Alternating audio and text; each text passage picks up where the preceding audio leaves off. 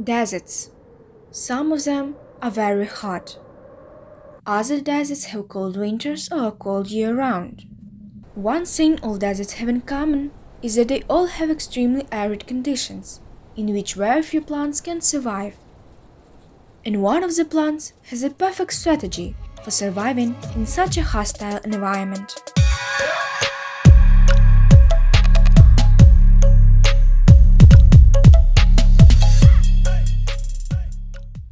First of all, cacti survive because of their capability to absorb plenty of water whenever it rains.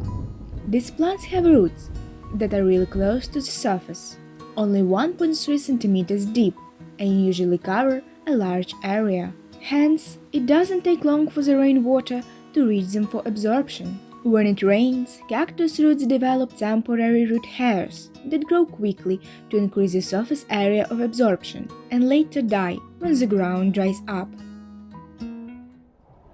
I may look dry, but if you cut me open, you'll find only water inside. Incidentally, that's also a useful fact for how to survive in the desert. Cacti are succulent plants because of their thick, fleshy stems which are adapted to storing water. The plant holds gallons of water in its stem after absorption, giving the impression that it is swollen. Some species are so good at storing water that they can live in drought conditions for several years. Cacti are covered with a waxy substance called a cuticle, which conserves water and protects the plant from drying out in the intense heat. When compared to the outer skin of other plants, the cuticle covering cactus stems is impervious and extremely thick.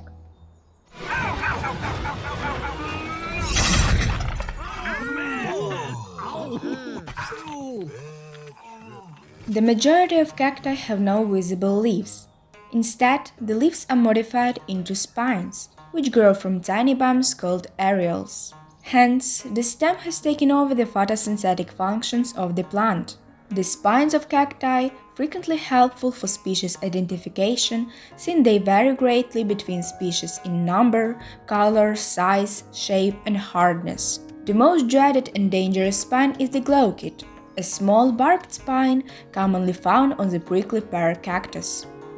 Cactus spines have several vital purposes. Spines that are moved by wind or animals frequently end up in new places.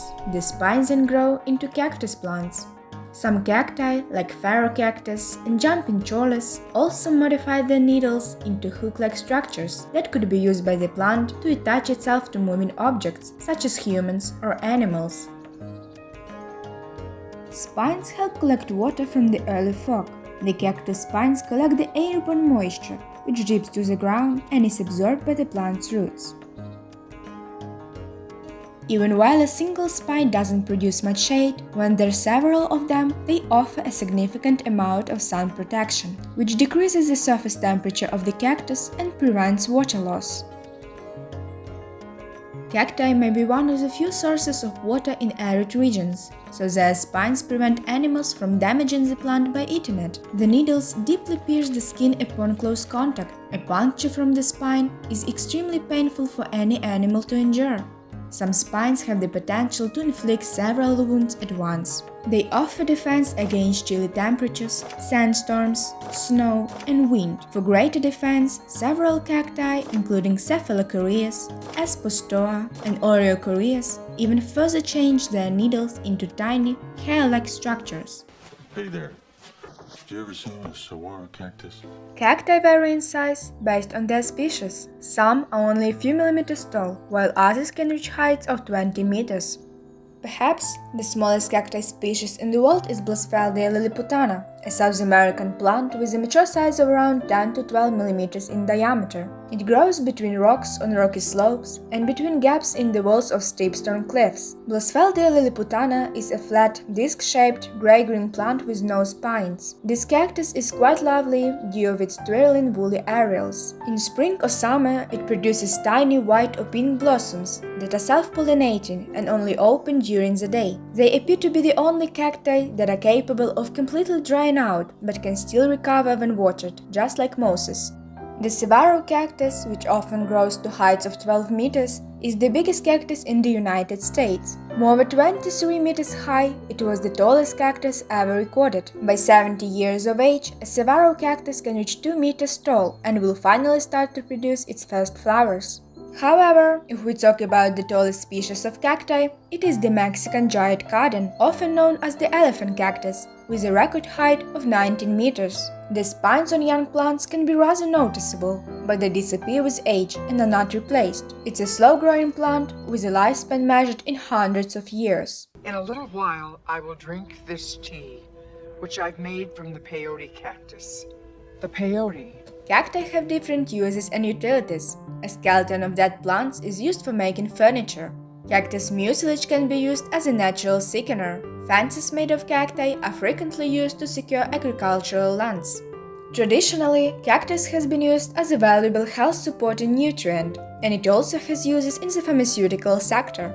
It really offers a few unexpected health advantages. Some species contain antioxidants and may be anti-inflammatory. Cactuses are rich in nutrients like vitamin E, vitamin C, vitamin A, iron, and calcium that can lower blood sugar, control cholesterol, boost immune systems, and even help control hangovers by reducing the inflammatory response caused by too much alcohol.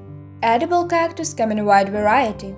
For instance, barrel cactus produces edible fruits that resemble tiny pineapples. The seeds of the saguaro cactus can be ground into flour, while the fruit pulp is used to make jellies and wines. The flesh of dragon fruit cactus can be red, white, yellow, and has a sweet or sour flavor. The nopal cactus plant consists of two edible pods, the fruit, which is known as the prickly pear cactus, and the puddle. Nopal cactus is the most important cactus species in agriculture today, and the first food crop especially adapted to semi-arid and non-irrigated lands. It is hailed as the sustainable food of the future. Drink cactus juice. It'll quench you. Nothing's quenchier. It's the quenchiest.